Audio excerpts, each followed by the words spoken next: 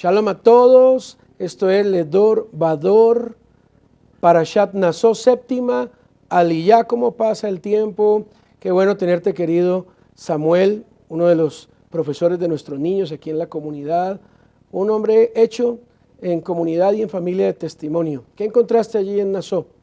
Bueno, esta es una de estas Parashot, Pastor, y Shabbat Shalom para todos, que tienen esas particularidades de traernos quizá un tema que no es tan sencillo de digerir, como es todo el tema de las ofrendas que se dieron al momento de la dedicación del santuario, ¿sí? Que se nos va a decir que cada jefe de cada tribu se acercó y todos dieron exactamente la misma ofrenda.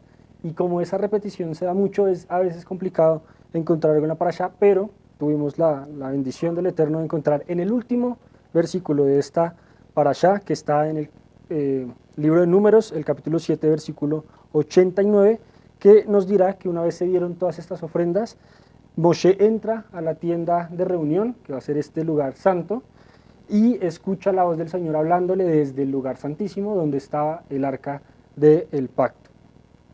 Que está muy interesante ahí, que cuando vemos el español, ¿sí? La traducción en este caso que tenemos, que es la NBI, y la contrastamos, por ejemplo, con el hebreo, nos damos cuenta que hay mucha riqueza que se está perdiendo.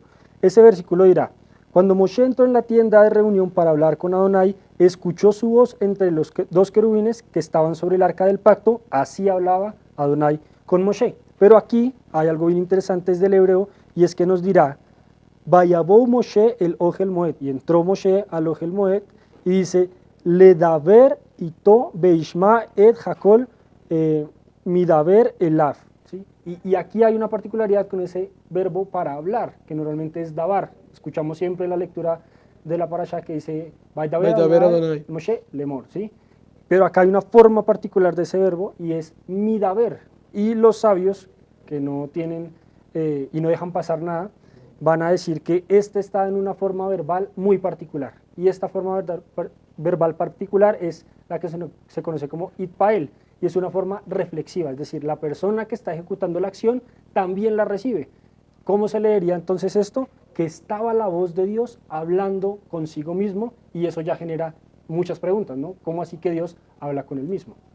Hay un texto en Bereshit donde se trata del juicio sobre Sedom y Amorá, por ejemplo, y Hashem dice, pero parafraseado, haré esto sin consultarle o sin decirle a Abraham. Es como si él hablase consigo mismo. ¿De quién era esa voz? Dicen los rabinos.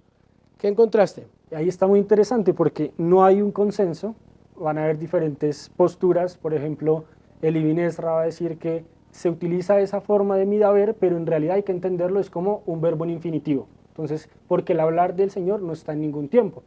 Va a haber otro comentario como el de Lora Haim, que nos va a decir, no, es que cuando Dios habla, se crea un ángel que es el que lleva el mensaje, porque Él no habla directamente, y van a haber un montón de maneras de buscarle la justificación. O habla consigo mismo o está hablando con alguien. Exactamente, y esa creo que es como lo que de una manera puede generar el conflicto, ¿no?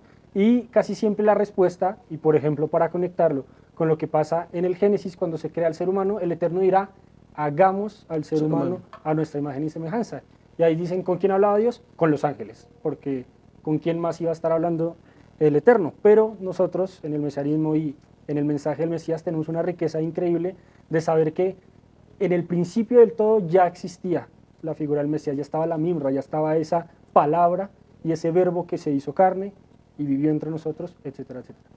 O sea, Hashem estaba hablando con el Mashiach al respecto de las ofrendas, de lo que iba a suceder en ese Mishkan, en ese tabernáculo. ¿De qué hablaba entonces? Y yo creo que muy probablemente sí, porque justo al finalizar esta parashá y la que sigue, que es Behalotja, que de hecho es mi parashá y por eso me emocionó mucho el tema, lo primero que se va a decir es cómo se tiene que hacer el servicio de encendido de las lámparas de la menorá, ¿sí?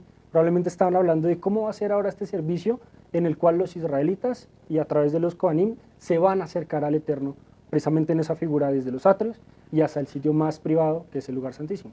Pues tiene sentido lo que dice el Lora Haim y lo que dice Ibn Ezra. Puede ser que el Eterno estaba hablando con el Cohen Hagadol. ¿Y quién es este Cohen Hagadol? El Mashiach. Recuerda que cuando el Eterno lleva a Moshe a mostrarle el tabernáculo celestial, perfecto, no hecho por manos humanas, Moshe vio todo el servicio del sacrificio en acción y lo tomó como modelo para hacerlo aquí, Betzalel y Aholiab, pero tuvo que haber visto al Cohen Hagadol.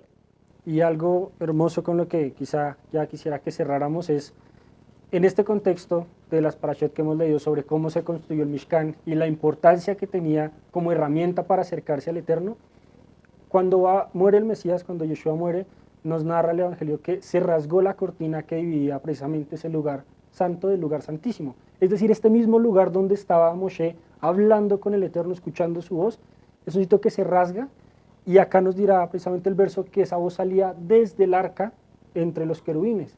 Para la época del Mesías ya no había arca, ya no existía esa figura quizá tan clara de cómo se acercaban los israelitas al Señor como en época del desierto, y siento yo que es la manera perfecta en la que dice el Señor: ¿quieren escuchar mi voz? Vean que ya no hay nada detrás de esta cortina, la voz que tienen que escuchar es la de mi Hijo, que está siendo sacrificado por todos ustedes. Bellísimo, bellísimo, la Kol Shamaim.